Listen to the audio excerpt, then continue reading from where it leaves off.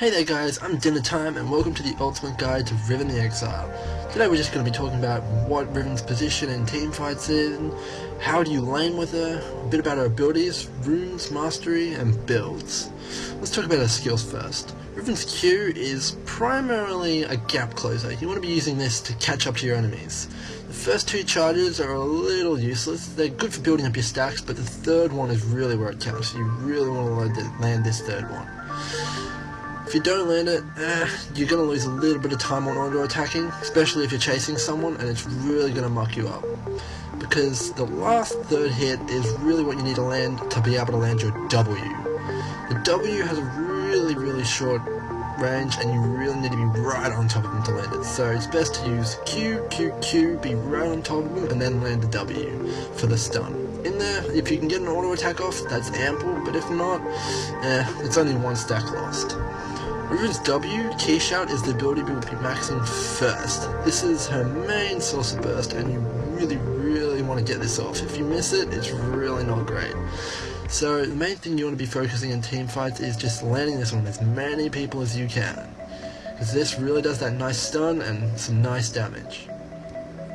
Riven's E is a bit underwhelming, I find. I just use it as a gap closer and to weave in and out of minion waves and to get that last stack up and close the gap if they're running away a bit too fast. It really does help in the end with that AD, but early game I just don't find it very useful, so I max this ability last.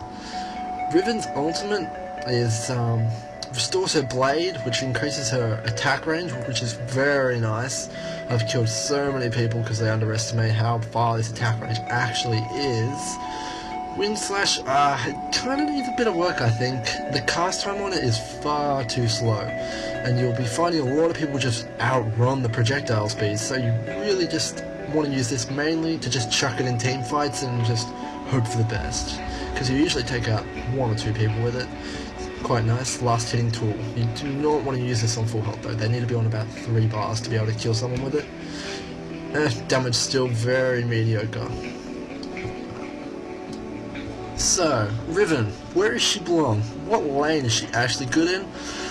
Bottom lane is not great. Your aggressive gameplay style will not really work here. You really need to be aggressive early game and try and get that kill. It will really boost her up. Top lane is really where she belongs. I really think Riven's a very strong champion 1v1. She's able to just run out with her Q, harass, W, get some auto attacks off, E back. Perfect for top lane. As you can see, Nasus just couldn't get away. Perfect for top lane. You really want to be in top lane.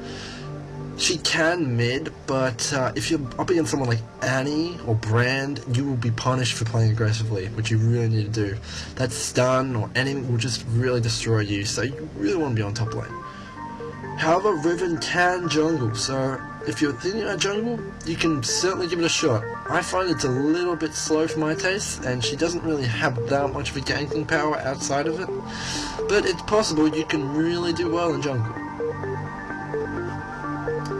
Now, what do we build on Riven, huh? Well, pretty simple. She needs a lot of HP and needs to be quite durable, because if her role in teamfights is to lock up the enemy team and just stun them and put out mediocre damage, but she is primarily not a damage dealer, I find. So you're going to need to build like suitable items towards that.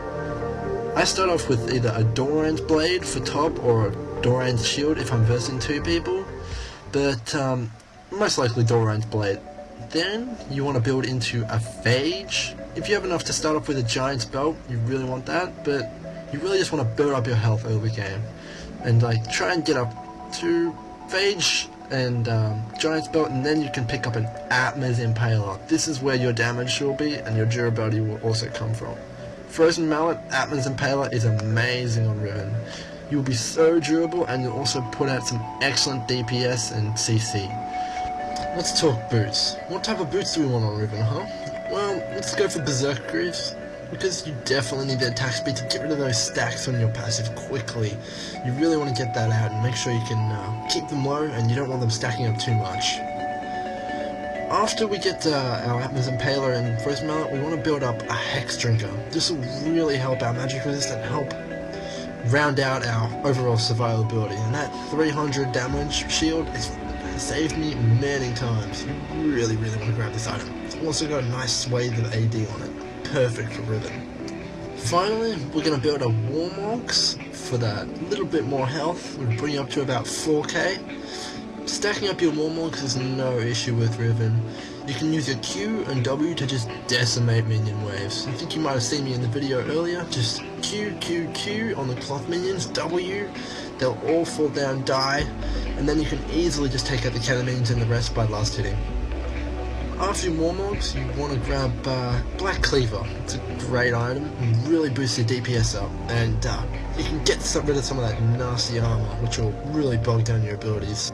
You might be thinking, wow, this build is expensive, but if you last hit like I told you, you can go to Wolves, Wraiths, you can do the jungle very easily, most likely one-shotting it up with your skills. Q and W, just amazing for last hitting. Okay, so let's talk runes. For yellow, I pick up armor. For blue, I pick up magic resist. And for quintessences, I pick up physical damage. And finally, for reds, I pick up some more physical damage. This gives you excellent amounts of harass early game and doesn't punish you too much for overextending. With that nice armor and magic resist, no one will be able to bring you down in lane. For masteries, I take 21-9, taking all the physical damage attributes in offense and picking up magic resist, armor, and dodge in defense.